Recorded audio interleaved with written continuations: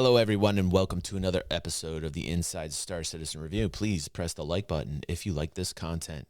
Thank you.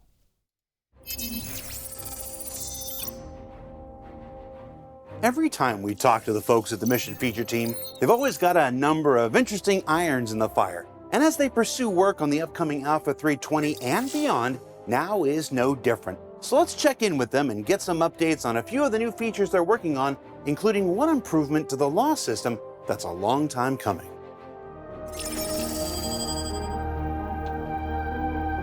We've released the salvage contracts already, and you buy the contract from a contract broker, and it's just a transaction. You buy the rights to salvage, and you can just salvage at your own leisure. There's no risk. So we wanted to add a bit more variety. The illegal ones, there's a timer with enemies, but once you get rid of them, that's it. So we added the cover-up missions. It's an unlawful mission, and the idea is that Ninetales have committed a crime and want you to cover their tracks. We know security is going to investigate the crime scene, so you're being hired to scrap all the identifiable markings and paint, and you have a certain time limit. It's the first mission really to have fail timer. So if you don't take the skin off of this ship in time, the police will turn up, instantly clock it and say, this is Ninetales and you'll have failed your job. You fail the mission, you don't get paid, you have nothing to show for it. However, if you do successfully manage to completely wipe the ship clean, then you get paid because you rendered them service, which is also going to tie in with reputation, which the current contracts don't implement yet. If you do want to get greedy, you can still get greedy. You can still start taking parts off. That isn't part of the mission. You can still go aboard, and there's probably going to be, really valuable things aboard. What I like about this mission is that it's a bit of a precursor to how we want to start evolving the salvage missions as we go.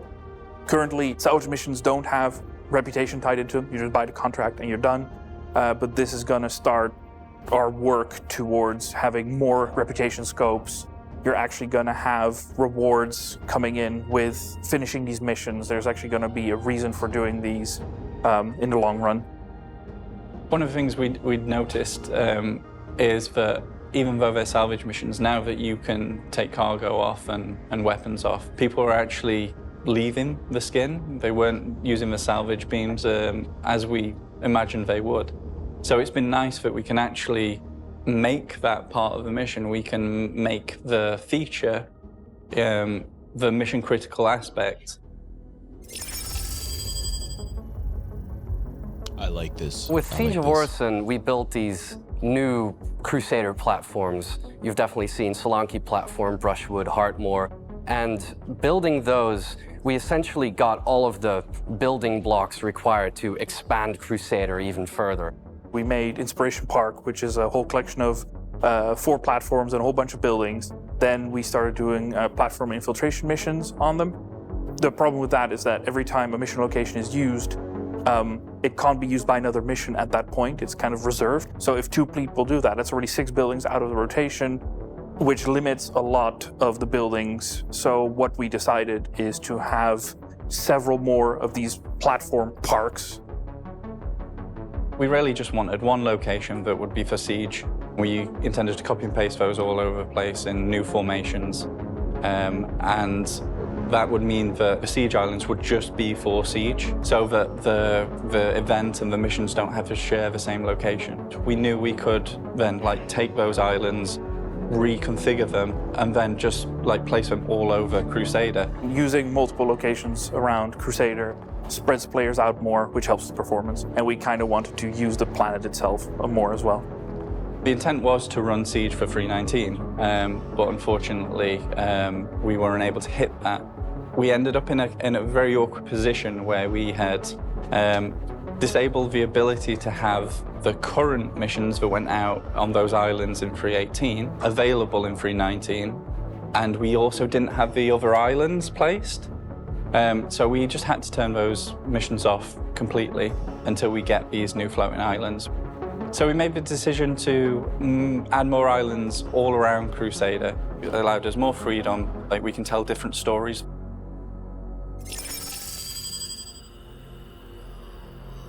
The new consignment mission involves the item dispensers that you've seen at Jumptown and in Korea. The consignment missions are made by Max. You'll be tasked with going to the UGF to retrieve a mission-critical item.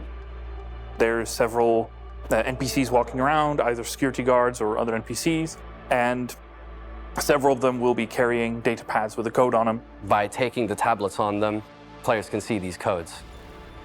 You will have to sift through multiple codes to find that item. Think of it as an Amazon locker where you have a code for your delivery. So you have to look on the tablet which code hold which set of items.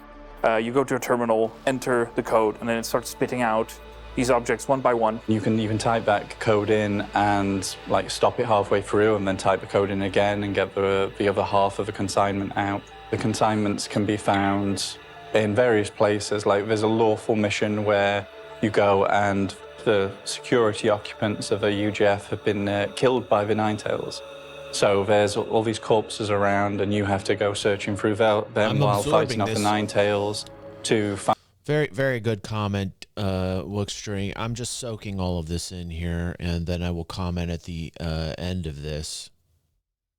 Find these data pads and, you know, scanning through the data pad. I don't want to interrupt. I do not want to interrupt. You find in whether it's got the mission-critical items that you're looking for, or maybe just some really valuable items for things like Hadanai and Dolavi and things like that you usually only find in like one-handed carryables we're adding into boxes. So that's a nice little like bonus there you'll be able to find. The greedier you are or the longer you take to get this mission done, the mission grows more and more difficult. We built a new system, a new module, which we're calling the anti-up system. It allows us to spawn increasingly difficult waves of AI that will approach and attack the player while they're at a location. The AI coming out of it grow more difficult, like through light, heavy, medium armors. The unlawful version of this, you're actually acting as the Ninetales, say. So you go into a UGF that's run by securities and you have to kill the bosses that come out and get the data pad off of those. I do a lot of bunker missions, so I'm excited to get some more variety in them. Unfortunately, like I play more on the lawful side of things, so if it's like a bunker mission where I have to kill like security guards, I'll be less inclined to do it. But if it's shoot Ninetales and steal their stuff, then yeah, I'm all for it. So the reputation ladder is going to be tied to these missions. A lot of players care about the reputation ladder themselves in completing that process, but as an extra incentive to climb it, they will unlock the harder tiers of this mission. And in the process of doing so, there will be more data pads that can drop across the mission. It will be more difficult to stay at the location, the more data pads you want to retrieve, and you can sift your way through the mission-critical items and the extra items of the things you want, load them up, get them out of the UGF onto your ship and away. So it's going to be all about how much players want to go for the extra bonus loot, whether it's worth the risk of staying if they are low on ammo or are being overwhelmed, or if they have enough friends to bring to them to the location, which versions of the mission that they do. So I think it's going to be really interesting, and it gives players the opportunity to do missions at their own pace and, you know, remain at the location as long as possible as the risk increases. Since the inception of the loss system, we've had the issue where if someone trespassed on your ship, you would first be given away by the chat system saying that you joined the ship. Gives your position away straight away.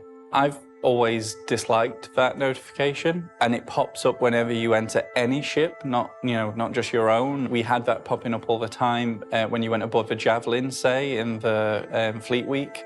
So I'm happy to say that we're changing that now so that you'll only see that notification if you are a member of a party of the owner whose ship you're going aboard. With the new implementation of the trespass system, the chat will no longer give you away, but it's not all benefits for the trespasser, because now the pilot can defend their ship without legal repercussions, which makes the trespasser at risk at all times. We've basically made the interior of ships a trespass area for anyone who hasn't been invited aboard, and by invited we mean in a party with the owner of a ship. So imagine there are two players, they're in a party together, and then there's a third, like, trying to sneak aboard. The owner obviously enters a ship as normal, doesn't see anything. The party member same steps aboard, doesn't see anything. This third player trying to sneak aboard will see a private property warning and then be trespassing. But, you know, you step off, a few seconds later, that's fine. No one's allowed to shoot you anymore. You know, could have been a mistake. But if you stay aboard, you're just lawfully be allowed to be attacked by any owner of that ship or their party. With you having the trespass settings for you and your party on the ship now, it just adds a little bit more of a risk for people who are trying to potentially grief or simply play through that gameplay loop, and they will know that they're trespassing and feel that extra danger when they board somebody else's ship as they are in a monitored area. Danger We're is a really very excited to important give you element. guys this. It's been a long game time design. coming, we know. But it was just not as simple as the trespassing around areas, which was just a simple action area. This has so many edge cases, as you can imagine. You can actually nest trespassing, so you can have someone evening, else's ship DY. aboard your ship, and you can be in a trespass area, and we have to figure out like which trespass trumps the other trespassers. We also have to build in precautions. So say you're lured aboard a ship, you're invited to a party, and then they kick you from the party. You'll still be allowed to be aboard that ship until you leave. It's just that you won't be allowed to defend that ship lawfully anymore. Also, if you hurt anyone aboard that ship, you will instantly then be trespassing as well, and they'll be able to shoot you back lawfully. It's taken a lot more work than even we originally thought it would, but it's just going to be a real game changer. It finally gives ship owners the right to The ship defend becomes themselves on their ships self-aware. and fight back against the Right. pesky pirates we have out there.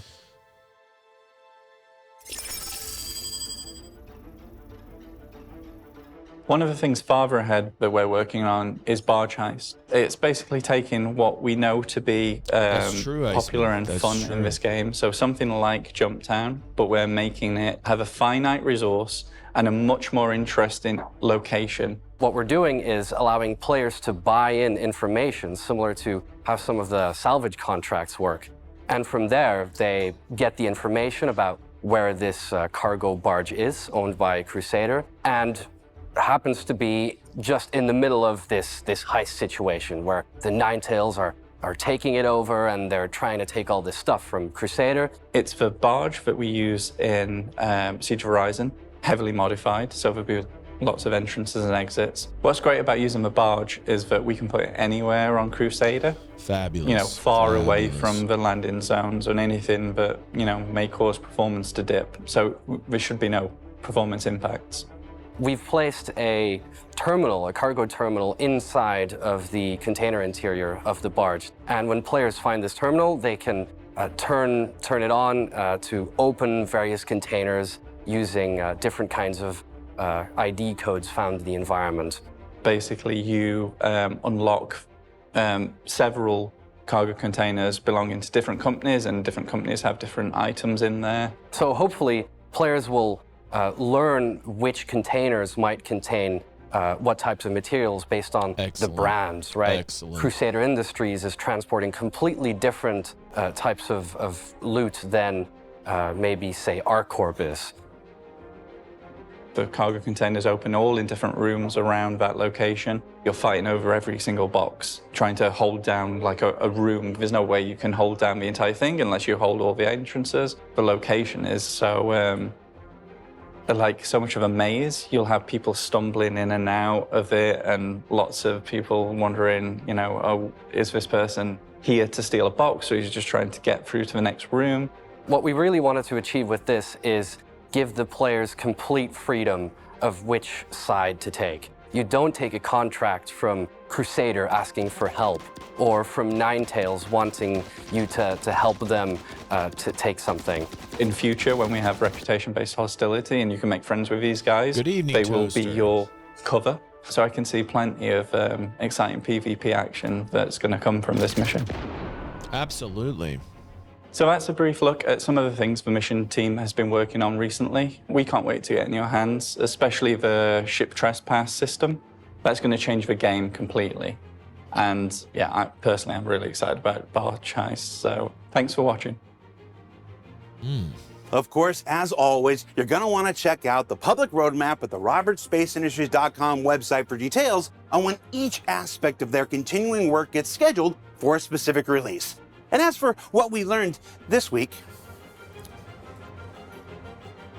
well, we learned that more platforms means more opportunities for adventure across the gaseous surface of the planet Crusader. That salvage gameplay can be utilized in interesting and creative ways to create new mission types. And that whenever that trespass system comes online, a new day for shipboarding PvP arrives with it. Yeah, it's one we've all been waiting for. For Inside Star Citizen, I'm Jared Huckabee. Thanks for exploring the process of game development with us, and we'll see you all here next week.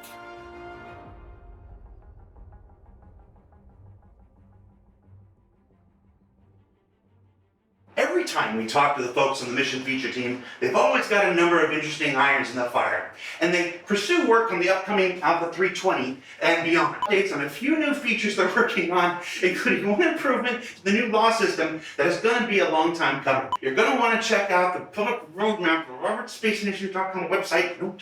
A salvage game that can be utilized in interesting... Ooh, child, things will get brighter. Then bring it down hard. For Inside Star Citizen, I'm Jared Huckabee. Thanks for exploring the process of the game development with us, and we'll see you here next week. Fascinating. I think that the ship state essentially becoming much more aware, people in the ship much more aware of its surroundings is fascinating. I think that's great. I think the team looks tired. They look tired and they're doing a lot of work. I think that it's good. They're expanding these missions and their complexity. It's what all of us wanted. All citizens wanted that, and we continue to want that.